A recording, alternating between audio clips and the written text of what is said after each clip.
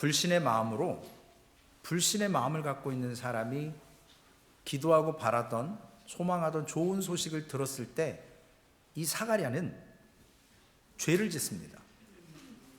어떤 죄를 짓냐면 단순히 아들을 주겠다라고 하는 것을 안 믿은 죄뿐만 아니라 하나님의 말씀을 불신한 것, 그리고 그 의미가 뭐냐는 거예요. 그 아들이 누구냐는 거예요. 자기 아들로 올 요한은 메시아의 길을 예비하기 위해서 먼저 오는 자거든요. 그런 아들을 주신다고 하는데, 그 기쁨의 좋은 소식을 준다 그러는데, 그 전에 바라고 기도했고 소망했지만 지금 하나님 앞에 기도하고 분향하면서 천사를 만나서 그 소식을 듣고 불신을 해요. 나이가 많다는 둥, 이제 툴레이시라는 둥. 메시아의 오는 길을 예비할 요한의 그 아들로 와야 되는 것을 불신하는 죄는 너무나 크다는 거예요. 성경에서도 큰 죄가 뭐냐면, 용서받지 못하는 죄가 성령 하나님을 회방하는 죄거든요. 오늘 이러한 가운데 사가랴가 받는 벌이 있습니다. 징계가 있어요. 벙어리가 되는 거예요. 말을 못해요. 사가랴는 이것뿐만 아니라 벙어리 된 것도 징계지만, 이거는 보여지는 것이고요, 보여지지 않는 잃어버린 것이 너무나도 많아요. 첫 번째는 뭐냐면 예수 그리스도가 도래한다, 이 땅에 처음 초림으로 오신다, 우리의 죄를 위해서 십자가에 죽기 위해서, 그것을 알릴 절호의 기회를 벙어리가 되어서 상실해버려요. 전할 수 있어야 되는데 말을 못하니 좋은 소식을 갖고 있어도 전할 수가 없는 거예요. 최 목사가 다음 주에 벙어리가 딱 돼가지고 설교를 하려고 딱 올라왔는데, 벙어리 되면 사무엘 목사님 올라오셔야죠, 급하게. 사무엘 목사님이라도 계시면 괜찮지만 이 온 인류가 들어야 될 메시아가 온다는 소식을 이 사가랴는 자신의 문제가 아니라 온 인류가 들을 찬스를 소멸해버린 거예요. 얼마나 아쉬운 거예요. 막 예언하고 다녔어 봐요. 이 사가랴는 어마어마한 사람이 됐을 거예요. 자신의 인생에 다시 올 수 없는 첫 번째 기회는 뭐였냐면, 제비를 뽑아서 분향할 수 있는 것. 말씀드렸죠. 2만 명, 18,000명 정도 되는 제사장 가운데 24개의 그룹으로 나눠서, 그러면 한 800명, 700명 정도 그 인원 가운데 제비를 뽑아서 한 사람이 분향단에 들어가요. 일평생 그런 찬스가 안 올 수도 있어요. 근데 사가랴는 마침 하나님의 은혜로 분향할 수 있는 찬스를 얻었고, 인생 가운데 처음이자 마지막인 연로한 제사장이 제사를 드리다가 천사를 만났어요. 아들이 없었고 메시아가 오는 그 놀라운 사건을 들으면서도 믿질 않아요. 그래서 엘리야의 심정으로 와서 이스라엘에, 로마 압제에 있고 영적으로 침체되어 있는 이스라엘에게 회복의 기회, 요한을 아들을 통해서 주는 그 메시아가 올 뉴스를 전해야 되는데, 그 굿뉴스를 제사장 한 사람의 불신의 어리석음으로 놓쳐버렸다는 거죠. 입이 닫혀져 버렸어요. 두 번째로 사가랴는 잃어버린 게 또 있습니다. 징계를 받은 게 있어요. 벙어리뿐만 아니라 기쁜 소식을 못 전하고, 두 번째는 축복권을 잊어버렸어요. 민수기 6장에 보면 이 가브리의 말대로 사가랴가 분향하다가 믿지 않아서 벙어리가 됐고, 그리고 성소에서 나오고 나서 밖에서 기도하고 기다렸던 백성들에게 아론이 축복했던 것처럼 백성을 축복하는 기도를 해야 되는데, 이 제사장으로 그걸 못하는 거예요. 하나님 앞에서 너무나도 큰 책임을 맡은 가브리엘 천사를 통한 제사장으로서 어찌 보면 천사를 만나고 하나님의 예언의 말씀을 듣고 그걸 백성들에게 여호와의 이름으로 축복을 해줄 수 있어야 되는데 그 찬스를 놓쳤다라는 거예요. 레위기 21장 21절에서 23절 말씀에 보면 제사장 아론의 자손 중에 흠이 있는 자는 나와 여호와 앞에 화제를 드리지 못할지니 그는 흠이 있은즉 나와서 그의 하나님께 음식을 드리지 못하느니라. 그는 그의 하나님의 음식이 지성물이든지 성물이든지 먹을 것이나 휘장 안에 들어가지 못할 것이요 제단에 가까이 하지 못할지니 이는 그가 흠이 있음이니라. 이와 같이 그가 내 성소를 더럽히지 못할 것은 나는 그들을 거룩하게 하는 여호와임이니라. 벙어리면 성소에 들어갈 수 없었어요. 제사장으로 음식은 먹을 수 있어요. 그러나 하나님 앞에 분향할 수 없어요. 근데 이미 건강했던 사람이 들어가서 믿지 않고 벙어리가 됐습니다. 그리고 세 번째로는 제사장으로서의 어떨리티, 권위를 상실했어요. 분향하고 기다리고 밖에서 기다리던 백성들이 제사장이 기도하고 대표로 나왔는데 벙어리가 돼버렸어요. 축복도 못해요. 굿뉴스도 못 전해요. 그리고 제사장으로서 흠이 생겨버린 거예요. 벙어리가 되고 손짓 발짓으로 성소 안에 있었던 걸 마임처럼 막 날개 있어 막 이러고 막 하는데 못 알아듣죠. 모르죠. 결국 부끄러움을 가지고 서둘러서 자신의 고향 땅으로 귀향했을 겁니다. 그리고 성경은 벙어리만 된 것이 아니라 누가복음 1장 62절에 그의 아버지께 몸짓하여 무엇으로 이름을 지으려 하는가 물으니 이 말에는 벙어리뿐만 아니라 귀머거리 됐다는 의미도 포함되어 있습니다. 듣지를 못하는 거예요. 완전 기능을 다 상실했어요. 저도 살면서 말 못하시는 분을 뵌 적이 있어요. 수화를 제가 할 줄 모르니까 의사소통이 안 돼요. 그분은 얼마나 답답하겠어요. 이제 글을 쓰죠. 노트에다가 하나 물으면 하나 쓰시고 저한테 대묻고 얘기하고, 근데 거기에 귀까지 안 들린다? 이건 진짜 심각한 문제예요. 어려운 겁니다. 천사의 말을 듣지 않아서 귀머거리가 되고 벙어리가 된 제사장을 누가 존경하겠어요? 부끄러운 거죠. 제사장으로 권위가 실추됐고요, 백성들 앞에서 창피해서 급히 성소를 떠났을 것입니다. 성경은 기록하지 않아요. 그러나 추론해 보면 그럴 수밖에 없습니다.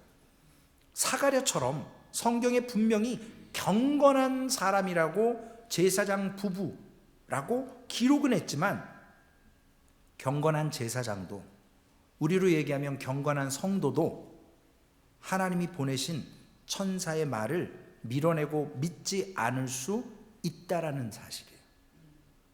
충격적인 거죠. 사가랴는 성실하게 성전에서 봉사하던 사람이에요. 우리 소망교회는 어떨까요? 우리의 드리는 예배, 하나님의 말씀을 들으면서 목사를 통해서 하는 거지만, 우리가 예배를 드리면서도 하나님의 말씀을 믿지 않을 수 있다는 사실이 충격적인 거거든요. 돌아봐야 돼요. 저부터. 사가랴는 경건한 삶을 살았지만 믿음이 없었어요. 그리고 기도하러 성소에 들어가서 제사장으로 규례를 지키고 율법을 따르고 분향하지만 자신의 기도의 응답을 믿지 않았습니다. 제가 가면을 벗고 시리어스하게 이제 말씀을 드릴게요. 우리의 기도의 시간이 가장 불경건한 시간이 될 수 있다라는 사실을 아셔야 돼요. 지금 이 경건하다고 하는 그리스도인들이 신령과 진정으로 예배한다고 모여 있으면서도 하나님을 모욕할 수 있다라는 거예요. 우리의 소원과 성취를 바라는 기도를 하면서도 그걸 믿지 않을 수 있는 모순을 갖고 있는 우리는 죄인이라는 것입니다. 기도하셨어요. 응답이 되려고 받으라고 하는데 안 받겠다는 거예요. 그러나 이러한 이상한 행동들을 우리는 충분히 하고도 남는 연약한 존재라는 사실이에요. 사가랴가 이상한 게 아니고 사가랴의 모습이 우리들의 약점이자 우리의 장래의 모습일 수 있다는 것입니다. 하나의 본보기죠. 샘플이에요. 우리들이 평소에 경건하게 예배하고 찬양하고 다른 사람들이 볼 때 참 경건하다, 참 믿음 좋아 라고 이야기할지 모르겠지만 나 자신도 모르게 어리석은 행동을 하고 믿음 없는 행동을 할 때가 있다는 것입니다. 사가랴는 제사장으로 거룩한 예복을 입고 있었습니다. 그리고 엄숙하게 경건하게 하나님 앞에 규례를 따라 분향을 했습니다. 그리고 백성들의 기도를 대표로 하나님 앞에 드렸어요. 그리고 백성들은 그 제사장을 존경의 눈빛으로 바라봤고 신뢰했고 그분을 인정했어요. 그래서 경건한 자, 의로운 자라고 성경은 기록하고 있습니다. 그러나 하나님은 사가랴의 가면을 벗기시고 사가랴의 정말 진짜의 모습이 무엇인지 가브리엘 천사의 대화를 통해 오픈하시는 거예요. 하나님이 지금 성도님들 앞에 저의 진짜의 모습을 오픈하신다면 전 이 자리에 서 있을 수가 없어요. 여러분보다 더 많은 죄를 짓고 있고 말씀을 묵상하고 읽고 순종한다고 하지만 오히려 목사이기 때문에 더 그 말씀대로 못 사는 게 많거든요. 하나님이 오픈하시면 부끄러워 여러분 앞에 있을 수가 없어요. 그럼에도 불구하고 하나님은 은혜로 우리가 영적으로 준비되지 못한 상태에 목사의 옷을 입고 제사장의 옷을 입고 그리스도인의 옷을 입고 거룩한 예배 앞에 나와서 지금 하나님 앞에 기도하고 예배하고 찬양한다고 하지만 영적으로 아직 준비되어 있지 않고 불신의 마음을 충분히 가질 수 있다는 거예요. 이제 마음에 찔림을 받으셨나요? 찔림을 받으시라고 하는 게 아니고 우리의 모습일 수 있다는 거예요. 그래서 하나님의 집에서 하나님의 말씀을 믿지 않는다면 기도하면서도 말씀대로 따른다고 하면서도 그렇게 살지 못하면서 드려지는 예배는 사실 우리가 회개하고 인정하고 하나님 앞에 간구하고 나아가면 괜찮아요. 그러나 우리의 의를 가지고 뻔뻔하게 나오면 하나님은 그 예배를 받지 않으실 수 있어요. 디모데전서 4장 7절 말씀에 보면 이 제사장의 직무는 경건의 훈련이 아니고 오히려 불경건한 훈련이었다. 그래서 디모데전서 4장 7절에 망령되고 허단한 신화를 버리고 경건에 이르도록 내 자신을 연단하라. 가브리엘 천사는 사가랴의 믿지 않는 불신을 온 세상이 알도록 벙어리가 되게 했고 축복할 수 없게 했고 기쁨의 좋은 소식을 전할 수 없게 했고 그의 어떨리티를 완전히 무너뜨렸습니다. 징계했어요. 퍼니시먼트. 사가랴는 즉시 벙어리가 됐어요. 근데 이 징계가 이 벙어리 된 것이 오히려 사람들 앞에 부끄러웠지만 사가랴를 하나님께서 훈련시키시고 그 징계를 통해서 사가랴를 하나님께서 회복시키는 시간으로 만들어 주신다는 거예요. 입을 막으셨으니 제사장으로서의 권위를 다시 회복하기는 쉽지 않는 거예요. 우리는 하나님께 때로 이런 말씀을 합니다. 성도들끼리 어떤 질병이 찾아오고 원치 않은 문제가 딱 찾아올 때 아유, 최 목사 얻어 터지는구나. 하나님 앞에 징계 받는구나. 아유, 뭘 잘못했길래 저렇게. 우리는 알지 못하지만 하나님이 때리셨어, 징계하셨어, 이렇게 부정적인 영향으로 봐요. 그러나 하나님은 우리가 미워서가 아니거든요. 우리에게 이런 사가랴를 버리신 것처럼 보였지만 하나님께서는 하나님의 징계를 통해서 긍정적인 목적을 갖고 있었다고, 이유를 갖고 계신 거예요. 사가랴를 징계함으로 인해서 하나님의 자녀들을 징계하시는 이유는 벌 자체의 의미가 아니라 그 징계를 통해 더욱더 사랑해 주시려고 하는 하나님의 뜻이 있다는 것입니다. 그래서 징계는 오히려 복이 될 수 있어요. 징계를 통해서 우리가 그 은혜를 받을 수 있는 단계로 성숙되어져 가는 겁니다. 하나님의 선하신 은혜가 있습니다. 그러므로 하나님의 자녀들을 징계의 자리에서 은혜의 자리, 복의 자리로 옮겨주시기 위해서 징계를 사용하시는 거예요. 혹시나 세상 말로 얻어 터지시면 불평하지 마시고 하나님은 나를 이만큼 사랑하시는 거예요. 전 사실을 원고에 없는 얘기지만 아버님한테 맞고 자라질 않았거든요. 때릴 데가 없었대요. 워낙 지금은 몸이 제가 좋지만 어려서 많이 아파가지고 맨날 병원 다니고, 그러니까 진짜 눈에 넣어도 안 아픈 아들이에요. 여러분들 보기에는 뭐 안 생기고 좀 키도 좁고 이러지만 저희 아버님한테는 너무 소중한 아들이었대요. 그래서 차마 한 대를 못 때리셨어요. 제가 잘못해도 그냥 품어주셨어요. 어느 정도 크고 나니까 몇 대 맞고 자랐어야 좀 정신을 빨리 차렸을 텐데, 그런 생각도 들기는 해요. 대신 보셨겠지만 호랑이 어머니가 계셨었죠. 사랑하시면서도 그 눈에서 나오는 레이저로 저를 제압하시고 두 손을 들게 하시고 벌을 세우시고, 하나님은 이와 같이 징계받는 동안에 우리가 깨닫기를 원하시는 거예요. 그러므로 인해서 하나님은 사가랴에게 주신 그 약속이 불신 가운데서 소멸되고 취소되게 내버려 두지 않았다고요. 미운 놈이었으면 소멸시키죠. 과거에 기도했던 응답을 주시지 않을 거예요. 그러나 하나님은 참아주셨어요. 초자연적인 체험을 주시면서 자비를 베풀어 주십니다. 하나님은 징계 중에도 은혜를 베풀어 주시거든요. 어떤 은혜요?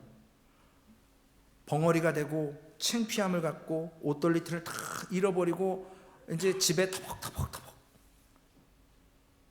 베들레헴으로 걸어가는데, 자신의 고향으로 돌아가는데 한 달, 두 달, 석 달 나이 많은 아내의 배가 불러옵니다. 임신을 하는 거예요. 하나님의 약속이, 사가랴의 예언이 성취가 되는 것을 자신의 아내의 배를 보며 벙어리 된 사가랴가 보기 시작하는 거예요. 이제는 아이를 생산할 수 없는 죽은 몸인 줄 알았는데 생명의 꽃이 아내의 배에서 태동이 있고 배가 부풀어 오르며 아이가 자라기 시작합니다. 그걸 볼 때마다 성소에서 분향하고 사가랴가 가브리엘 천사를 통해서 들었던 말을 얼마나 처절하게 믿지 않은 것을 깨달을까요? 입으로는 믿지 않았어요. 마음으로, 생각으로 믿지 않았어요. 그러나 나이 많은 아내가 배가 불러와요. 임신을 해요. 그걸 보면서 회개했을까요? 회개하지 않았을까요? 질문 드린 거예요. 회개 안 하면 그건 인간이 아니죠. 초자연적인 일이 일어났는데요. 말씀만 하신 게 아니라 성취되었어요. 그걸 보면서 사가랴는 10달 동안 날마다 괴로웠을 거예요. 기쁘기도 했을 거고, 믿어지지 않는 일이 믿어졌거든요. 우리가 믿음과 복이라는 그 관계를 아셔야 돼요. 흔히 예수 믿으면, 교회 가면 복 받는다. 근데 진짜 복 받으세요? 교회 다니시면서?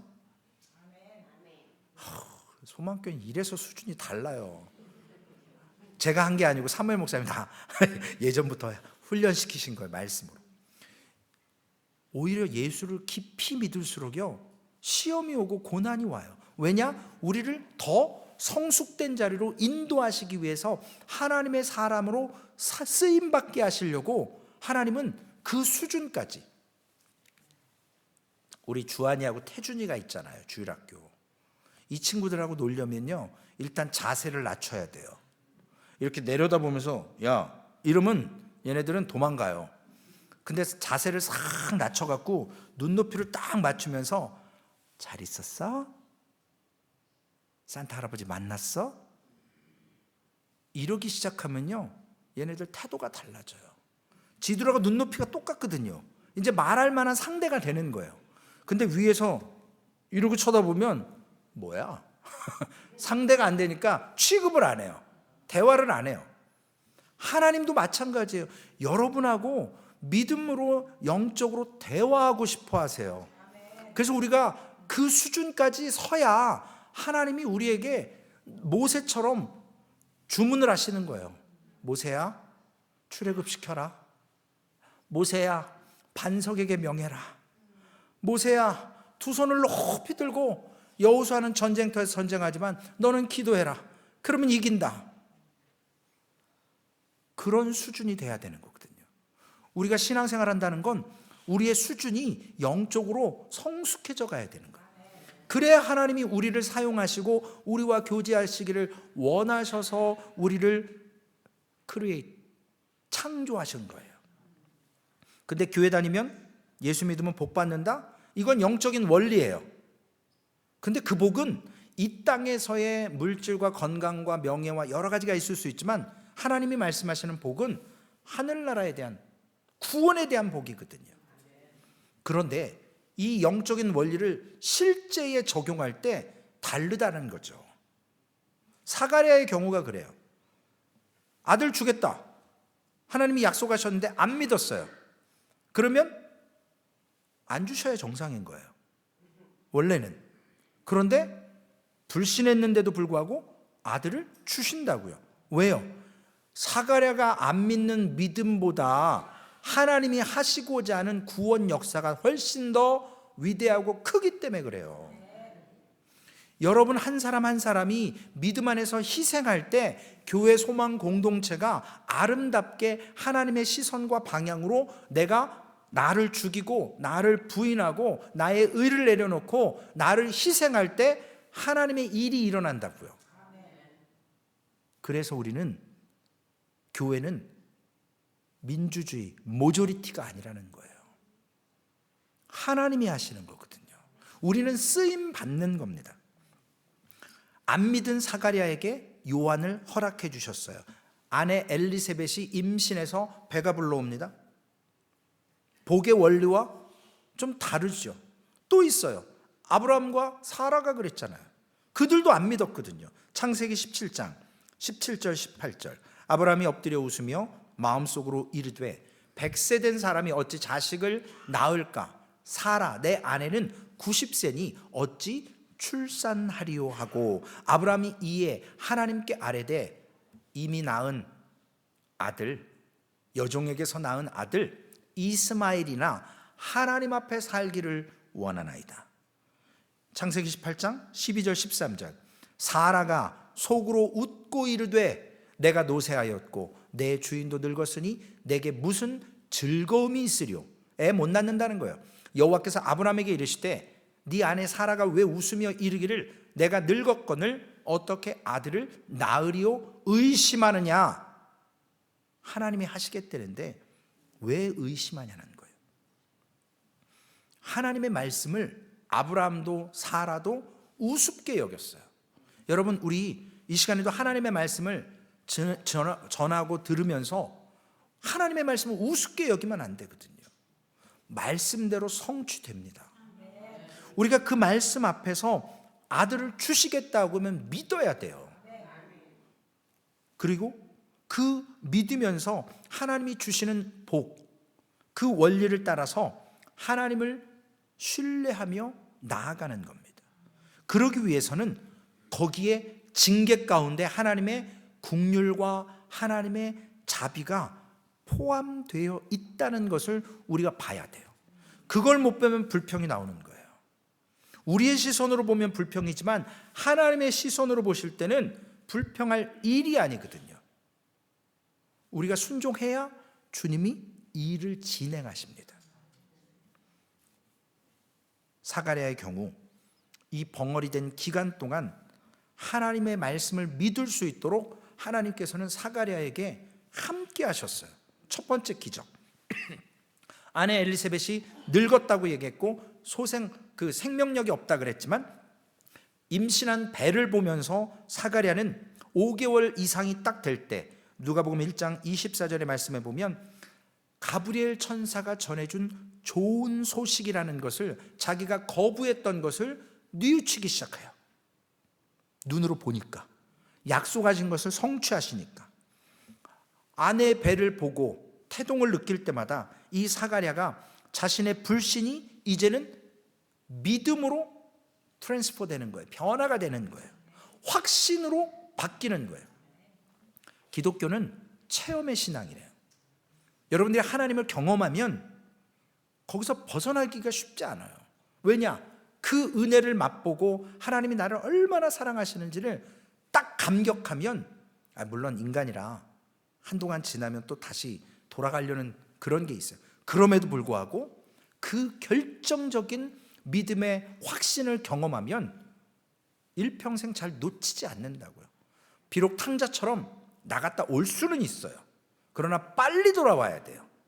이 방황이 길어지면 피곤해지는 거예요. 고생 죽으라고 하는 거예요. 집 나가면 뭐라고요? 고생이에요. 이제 심심하시면 한번 나갔다 오셔도 돼요. 나갔다 오시면 이제 안 나가요. 왜냐? 나가면 고생이거든요. 내 집이 얼마나 좋다는 걸 아실 거라는 거예요. 내가 섬기는 이 하나님이, 이 공동체가 귀하다라는 걸 거기서 거기에요. 다녀보셔서 아시겠지만, 그죠? 우리 다 과거가 있는 사람들이잖아요. 예? 저도 몇 교회 이렇게 사역지를 거쳐봤지만 다 거기서 거기에요. 도찐 개찐이에요. 저런 인간 없을 줄 알았는데 거기 가면 더한 인간이 있어요. 소망교회 왔더니 막 왕고집에 새고집에 최 목사가 딱 있잖아요. 목사가 좀 이래야 되는데 안 그런 게 어디서 와가지고 그럴 수도 있고. 우리가 그래요. 피할 것 같지만 하나님은 왜 그러시냐? 우리를 훈련시키시는 거거든요. 하나님의 시각으로 보게 만들어주시는 거예요. 그래서 엘리사벳을 통해서, 아내를 통해서 이 사가랴는 불신에서 믿음의 자리로 성큼성큼 나아가는 겁니다. 두 번째로는 예수 그리스도를 잉태할 마리아가 엘리사벳의 임신의 소식을 듣고 본인도 그 집에 방문을 해요. 같이 임신하잖아요. 기간이 얼마 차이 안 나와요. 한 6개월인가 얼마 정도밖에. 아이가 복중에 뛰놀았다 그랬어요. 세례요한이 뱃속에서 마리아가 방문하니까 막 좋아가지고 막 이렇게 태동이 느껴졌다고. 생각해 보세요. 한 여자는 남자를 전혀 모르는 벌진 처녀예요, 마리아. 근데 성령으로 잉태를 해요. 한 여자는 너무 나이가 많아요. 인간적으로 생각해 볼 때 도저히 임신을 못하는 여자예요. 근데 임신을 해요. 미라클의 체험을 한 두 여자, 벌진과 올드워먼이 만나서 같이 임신을 해서 같이 기뻐해요. 왜야? 하나님의 기적을 체험하는 거거든요. 뭘로요? 자신의 몸으로. 그때 하나님을 마리아가 찬양을 해요. 기쁨으로 하나님께 영광을 돌립니다. 한 3개월간 사가랴의 집에, 엘리사벳 집에 마리아가 함께 거주했대요. 뭔 얘기했을까요? 전 이런 게 궁금해요. 야, 저 성령 체험한 사람들이 뱃속에 임신을 해놓고, 한 명은 처녀고 한 명은 할머니가 임신해가지고 그 하나님을 체험한 것을 간증을 했을 거 아니에요. 우리 하나님 대단하시다고. 부흥이었을 것 같아요. 날마다 하나님을 찬양하고 얼마나 행복했을까요? 자신의 뱃속에 메시아가 계신데요.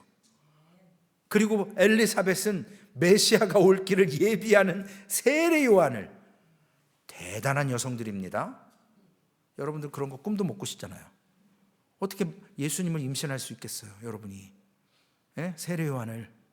그럼에도 불구하고 우리는 그분을 믿을 수 있잖아요. 이제는 더 이상 하나님의 약속을 사가랴는 부정할 수가 없어요. 마리아를 봐도 엘리사벳 아내를 봐도 하나님의 국률에 감격했을 거라고요.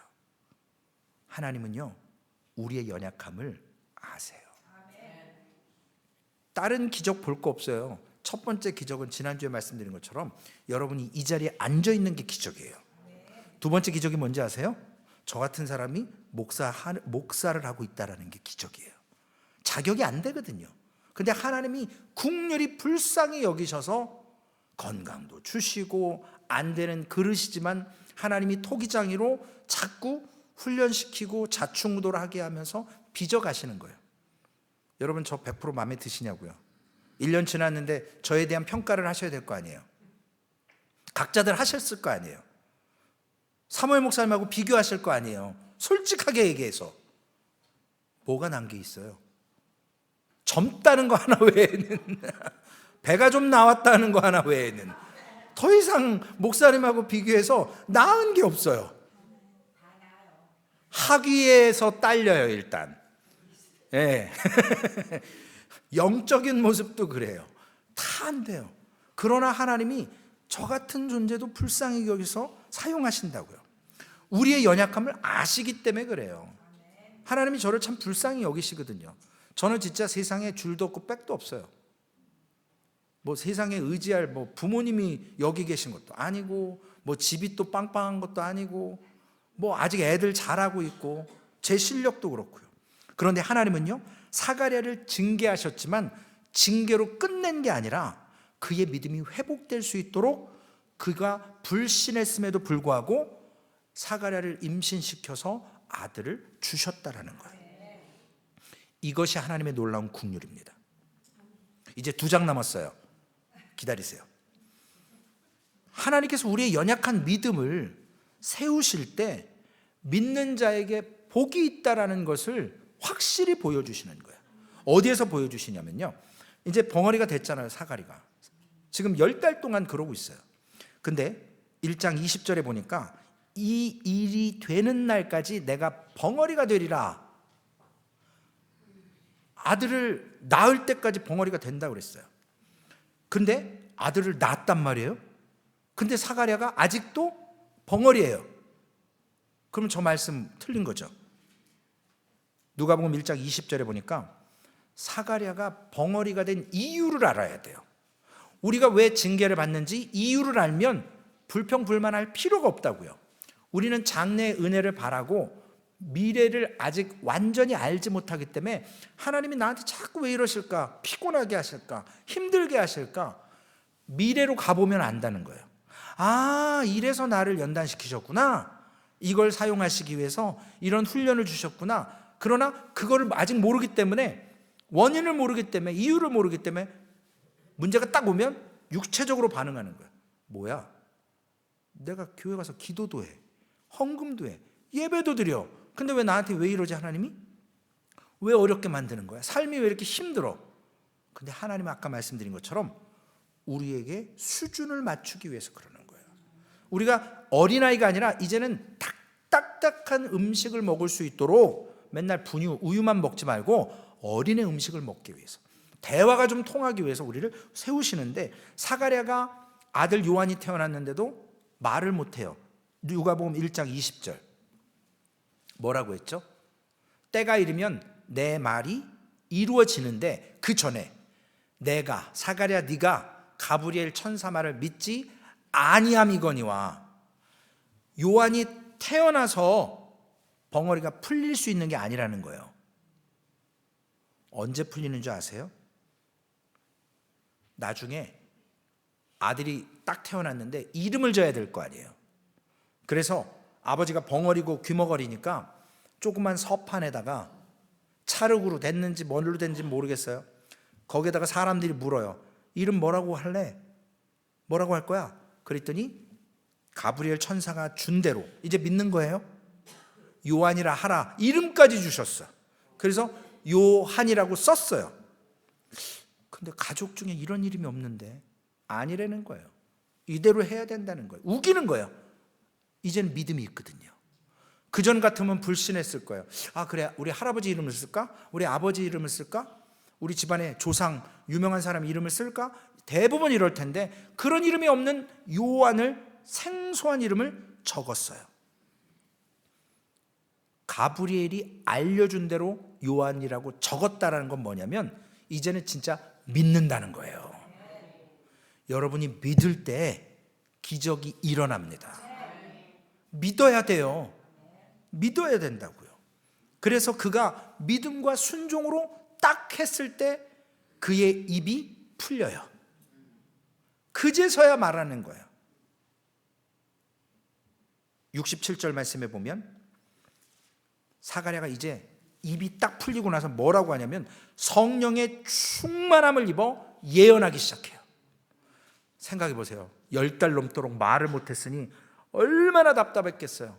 그 안에 모든 하나님의 예언과 기적과 이적을 체험하고 묵상하고 신앙적으로 얼마나 기적을 날마다 보면서 입이 딱 풀리는 순간 성령의 충만함을 받아서 예언하는 거예요. 10달 동안 못했던 거를 하기 시작하는 거예요. 그러면서 우리가 이번 주 외우는 암송 구절, 다 눈 감으세요. 농담이고요. 누가복음 1장 68절 69절 암송하시는 분은 암송 시작하겠습니다. 읽으실 분들은 함께 읽겠습니다. 시작.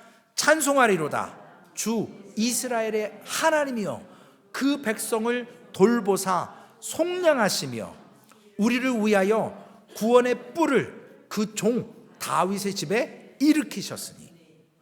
예수 그리스도가 태어날 것을 믿는 거예요. 이제 그분이 어떤 분인지를 다윗의 가정을 통해서 구원의 뿔을 세우신다고 설교하는 거예요. 이제 5개월 지나면 예수 그리스도 메시아가 태어납니다. 아들은 아직 요한은 아기잖아요. 그죠? 앞으로 한 30년 기다려야 돼요. 그러니까 사가랴가 선포하는 거예요. 처음부터 했으면 얼마나 좋았겠어요. 근데 하나님은 우리의 연약함을 알고 기다려 주시는 거예요. 우리가 거기에 믿고 훈련될 때까지 기다려 주세요. 그 하나님의 국률이에요. 결국 사가랴가 불신했던 게 믿음으로 바뀌면서 그는 이제 믿음과 찬송을 하기 시작합니다. 하나님을 영광을 돌려요. 그러면서 그가 이제는 하나님께서 사가랴를 버리신 것이 아니고 징계라고 하는 어떤 방법을 사용해서 그에게 축복하셨다라는 걸 우리는 알아요. 그러면 우리가 징계받을 때 어떠한 태도가 되어야 되겠냐고요. 불평하셔야 되겠습니까? 불신하셔야 되겠습니까? 어려운 문제가 찾아오면 하나님께 여쭤보세요. 하나님, 왜 제게 이걸 허락하셨을까요? 어려운데, 힘든데 이 의미가 뭘까요? 하나님, 저를 통해서 무엇을 하고자 하십니까? 제가 이것을 어떻게 감당할 수 있을까요? 하나님께 여쭙고 그걸 믿음으로 잘 감당하시면 하나님께서 성숙시켜서 그 이유와 원인과 목적을 깨닫게 하신다고요. 그때는 몰라요. 기도하지 않으면 모른다고요. 누가복음 2장 13절 말씀에 여러분, 누가 정말로 하나님을 기뻐하며 영광 돌리며 찬양할 수 있을까요? 어떤 존재들이? 호련히 수많은 천군이 그 천사들과 함께 하나님을 찬송하여 이르되 여러분, 천사들과 하늘에 있는 영적인 존재들이 하나님을 찬양한다고 해요. 계시록 7장 11절 12절에 보잖아요. 모든 천사가 보좌와 장로들과 내 생물의 주위에 서 있다가 보좌 앞에 엎드려 얼굴을 대고 하나님께 경배하여 이르되 아멘. 찬송과 영광과 지혜와 감사와 존귀와 권능과 힘이 우리 하나님께 세세토록 있을지어다 아멘 하더라. 믿음으로 고백해요. 그런데요, 중요한 건 천사들, 영적인 존재들은 구원받을 대상이 아니라는 거예요. 저들은 구원의 체험이 있을 수가 없어요. 이게 무슨 말인지 아시냐면, 모세의 노래라든지 계시록에 있는 이런 어린 양의 노래, 베드로전서 1장 12절, 이 섬긴 바가 자기를 위한 것이 아니요 너희를 위한 것이니 계시로 알게 되었으니 이것은 하늘로부터 보내신 성령을 힘입어 복음을 전하는 자들로 이제 너희에게 알린 것이요 천사들도 살펴보기를 원하는 것이라. 천사들은요 구원의 대상자들이 아니에요. 우리 인간만, 연약한 죄인들만 구원의 대상이에요. 예수 그리스도가 십자가에 못 박아 죽으신 것은 우리를 위한 거지 영적인 존재들은 천사가 아니라는 거예요. 그래서 그런 천사들은요 이 구원의 감격을 몰라요. 물론 하나님이 창조하셔서 하나님께 예배하고 찬송하고 읽게 만들었지만, 진정한 찬송은 뭐냐면요, 구원의 감격을 얻은 자들이 하는 찬양이 그냥 만들어서 하나님을 영화롭다고 하는 천사들보다 더 귀하다라는 거예요. 천국을 누구를 위해서 예배해 놓으셨는데요? 천사들을요? 아니요, 우리를 위해서. 우리가 천국 가면 천사들은 우리 시종 들어야 돼요. 그런 존재들이에요.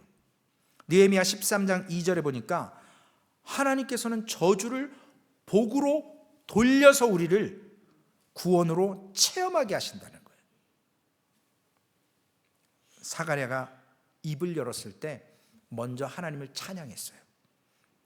가장 기쁜 좋은 소식을 불신했던 자가 이제는 믿음으로 하나님을 찬양합니다. 오늘 우리 2번 부른 찬양이 있어요. 이 눈에 아무 증거 아니 배워도. 여러분, 믿음은 그런 거예요. 우리 눈에 안 보여도 육신의 눈은 보는 한계가 있다고요. 영안의 눈이 띄어야 돼요. 하나님이 주시는 그 영적 시각으로 봐야 돼요. 목사님도 그러시겠지만 저도 목사로 또 산 세월이 있고 성도님들을 위해서 매일 기도하면서 여러분도 이렇게 딱 보면 아, 지쳐가는구나, 아, 지금 참 안 좋으시구나 느껴요. 느낀다고요. 제가 말은 안 해요. 그냥 여기서 공개적으로만 하지 누가 이런 소리는 안 해요. 기도합니다. 목사님도 아시고. 왜요? 목사들에게 주신 하나님의 은혜예요. 국률이에요. 아, 왜 세워놨냐고요? 그렇게 하라고 하는 거예요. 근데 그런 은사를 잃어버릴 수도 있다고요. 사가랴처럼 불신할 때 경건한 척해도 하나님은 아시거든요. 오늘 우리가 중요한 것은 다시 앞으로 잠깐 돌아가자고요. 이 예배가 가장 불경건한 예배가 될 수 있다고요. 여러분의 기도하는 시간이 오히려 가장 믿음 없는 시간이 될 수 있어요. 막 주여 주여 부르짖지만 내가 너희를 도무지 모른다고. 주님 충분히 말씀할 수 있어요. 왜냐?